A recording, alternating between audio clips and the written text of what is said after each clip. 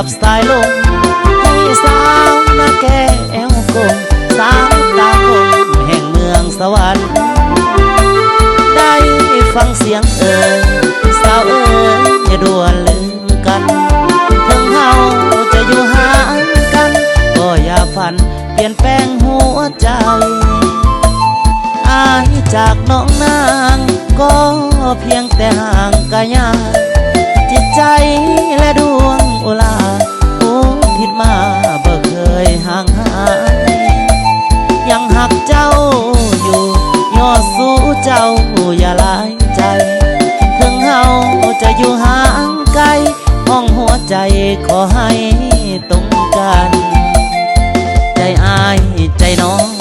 สองใจขอให้กลมเกี่ยวอย่ามีซึ่ง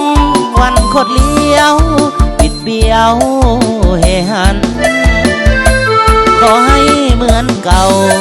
ครั้งเฮาเคยอยู่ร่วมกันดังในค่ำคืนนั้นที่เฮาสองหักกันซึ้งใจขอฝากสัญญานี้มาพร้อมกับเสียงเพลงให้สาวนาแก่จงเก่งอย่าเป็นนักเลงประหารใจสายนาแก่สาวอย่าทำท่าเป็นคนลืมไว้อย่าแกล้งประหารหัวใจของผู้ชายเด้อสาวนาแก่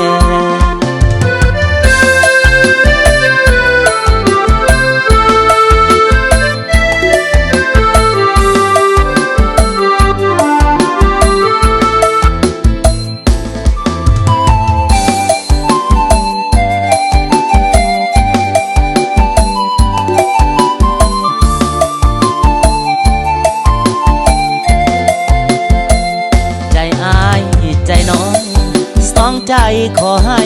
กลมเกี่ยวอย่ามีซึ่งวันคดเลี้ยวปิดเบี้ยวเฮหันขอให้เหมือนเก่าทั้งเฮาเคยอยู่ร่วมกันดังในค่ำคืนนั้นที่เฮาสองหักกันซึ้งใจขอฝากสัญญานี้มาพร้อมกับเสียงเพลง